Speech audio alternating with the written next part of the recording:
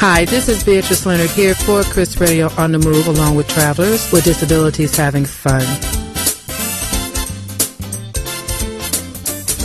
We have heard and have seen this play many times with the Helen Keller story for individuals that are blind as well as deaf.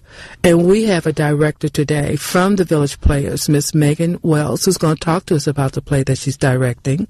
And we also have one of our friends here. You know, I say this, well, I just have to say it. You know, his name is Carl. And then we have the new director of the Village Players that's going to talk to us today, Mr. Dan Taube? Taube. Okay. Yep. I want to thank all 2+ of you all being here, Megan and Dan. And Carl, and we're going to talk about it, you know, because Carl is moving on and he's retiring here from the Village, and Dan's going to kick in. But before we get to that, I would like to ask all three of you, Helen Keller, The Miracle Worker. Mm-hmm.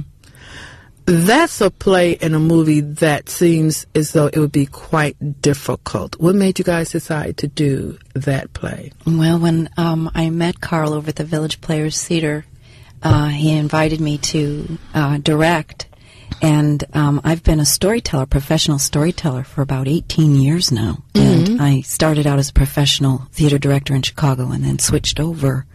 So it's been a long time since I've been reading plays. Okay. Because I've been reading stories. And so I went into the meeting, and he says, well, you know, what would you like to direct? And I said, well, I need some time to read some plays. Mm-hmm. And he said, well, no, I want to know what you want to do, and I know those are in there. And I said, yeah, I got 2 plays I love. He said, what are they? I said, Our Town and The Miracle Worker. And he got this look on his face when I said The Miracle Worker. He said, I've been wanting to do that play for a long time. I said, okay. Well, if you're game. So The Miracle Worker for me, when I was 13 years old, I got pulled by the guy who sit next to me in home room to try out for the theater. And so I went over to the Footlighters in Des Plaines, Illinois, a little stage in a little community building, and I tried out for the play The Miracle Worker, and I was cast as the role of Helen's mother. And it was my first experience with theater, and it was life-changing. Utterly life-changing. And I think the reason it was life-changing for me is that there is a kind of organization to plays that gives real meaning to human suffering. Mm-hmm. As a 13-year-old, there was some stuff in my family that was hard for me to understand. Mm-hmm. Alcoholism was part of my childhood. And suddenly I was inside this play with suffering much greater than mine. Mm-hmm. That made sense and came out to real beauty at the end. And it just got me woke up on a real serious way. So that began my love and my pursuit of theater and its importance to people, to just say everything you're going through, everything you're in, stay in, and it will come to some sense and some beauty in the end. So that is Miracle Worker for me. It's connected to my life personally, and I think it's a marvelous message for us right now. Carl, why was that a play that you wanted the Village Players to do? Why was that play important? I know you had quite a few that you may have been interested in, but what grabbed you about The Miracle Worker? One of the things that I'm drawn to in a lot of plays is how it's universal, and I think it's a universal message because here it is, someone who on the outside is different and doesn't fit into society, and yet if you strip it down, is the same needs and same wants that we all have. And I think once we go beyond seeing quote-unquote handicapped people as handicapped and see them, the human challenges that they're going through, we all have challenges. We all want to be seen. We all want to be heard.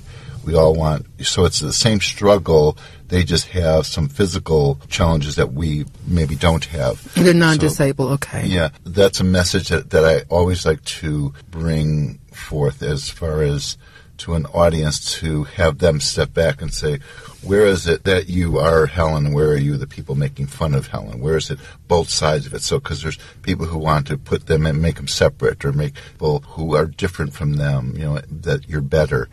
And it's taking those layers away And once you strip that down, how we're all going through the same journey. The Miracle Workers is coming in September. Mm-hmm. And this is the time that you will be the captain of the ship up there at the Village Players. And so when I think of the play, will this be your first play that you will be captain of the ship at that time? Absolutely.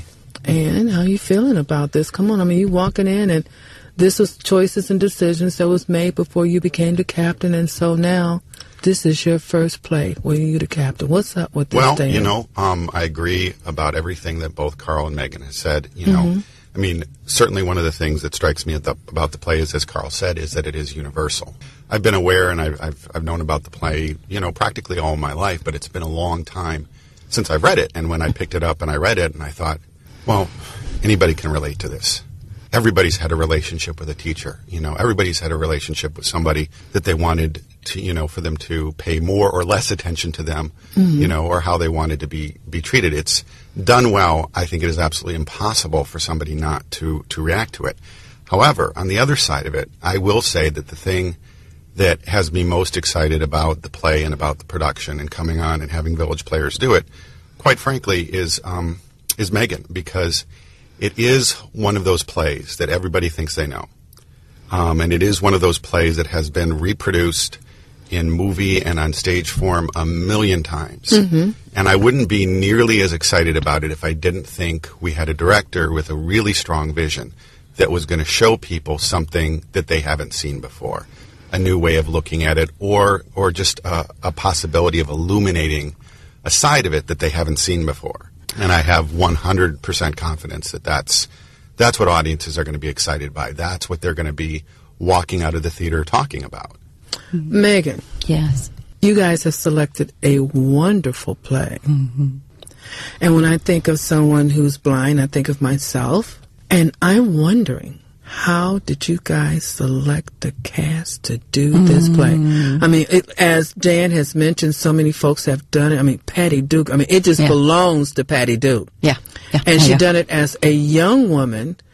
How did you do it? Well, for me, the process was, as I pulled the script back out again and read it over and over, what I'm really riveted by is that William Gibson took a beautiful piece of human history, but he did another thing too, and that is he wrote a great work of art.